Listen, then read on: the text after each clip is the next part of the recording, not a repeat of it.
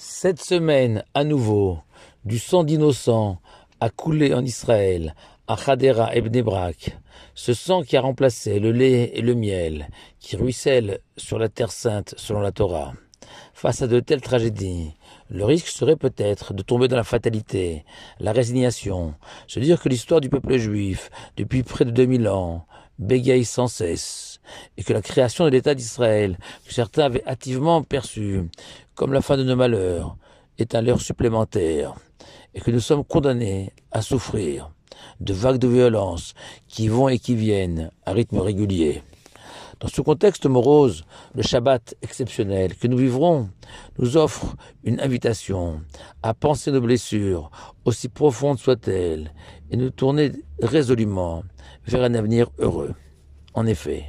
ce Shabbat, nous sortirons 3 Sifrei Torah, 3 rouleaux sacrés, tous porteurs d'un unique message d'espoir, celui de savoir que c'est dans l'adversité, la difficulté, que se forgent les plus grandes réussites. Dans le premier Sefer,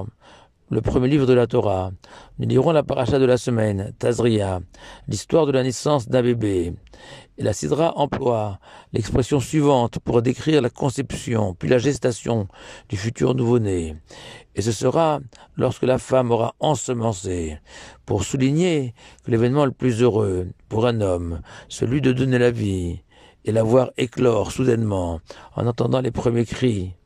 d'un bébé, sont semblables à une semence qui avant de produire de beaux fruits, il aura fallu que l'agriculteur bêche, laboure, ensemence, arrose, etc. Et ce par tous les temps. Ainsi, même en 2022, la grossesse demeure une période délicate pour la future maman, avec comme point d'orgue l'accouchement rarement aisé.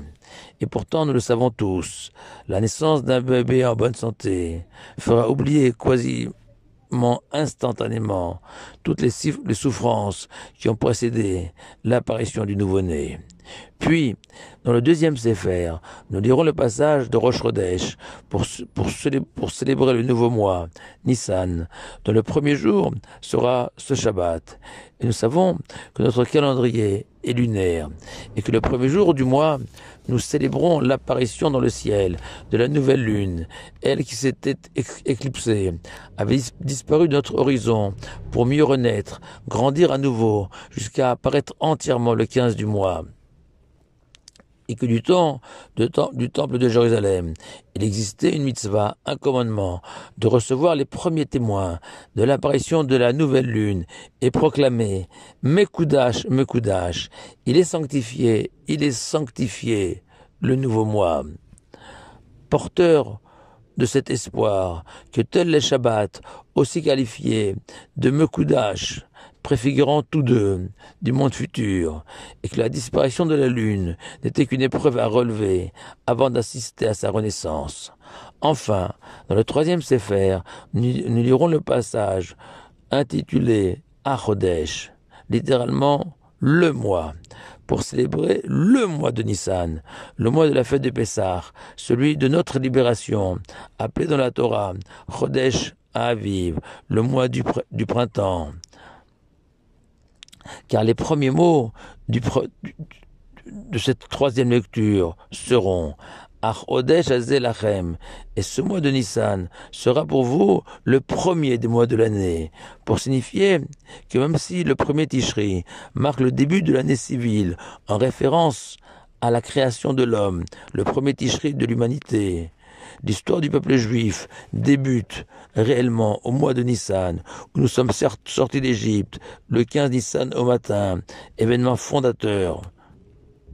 du peuple juif. Le Talmud raconte l'histoire d'un immense Tana, Rabbi Elazar ben Arach, qui après avoir goûté au doux plaisir matériel de ce monde-ci, en se baignant dans les douces eaux du fleuve appelé Diumset, a été invité à lire ce passage de Achodesh à la synagogue. Et Rabbi Elazar ben Arach, la tête encore dans les délices de ce monde-ci, s'est trompé et a lu Acharash Ayalibam, littéralement, et leur cœur était sourd. Et le Imre Emet, troisième rabbi de Gour, explique ainsi l'erreur de Rabbi Elazar. Les enfants d'Israël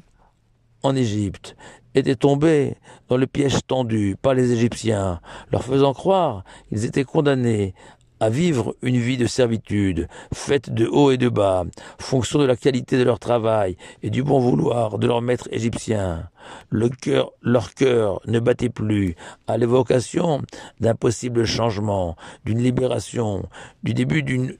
nouvelle vie, d'homme libre, libre de choisir de vivre, selon son idéal, la Torah. Et Rabbi Eliezer ben Arach aussi, après avoir trop joui des plaisirs de cette baignade, ne pouvait concevoir qu'il existe un bonheur beaucoup plus fort sur terre qu'une simple baignade. Leur cœur, aux enfants d'Israël, comme celui de Rabbi Eliezer ben Arach, était devenu sourd. Alors que la bonne lecture était ce mois-là qui marque notre libération, est aussi celui du printemps. Pourquoi avoir choisi le printemps comme mois de notre libération? Car nos sages expliquent que le printemps survient après l'hiver, cette période-là de l'année où la nature paraît morte, le ciel gris et l'horizon bouché, et que l'épreuve de la foi consiste à croire, même lorsque tout paraît s'opposer à notre foi, notre croyance, et que célébrer le mois du printemps, c'est surtout passer de Harash à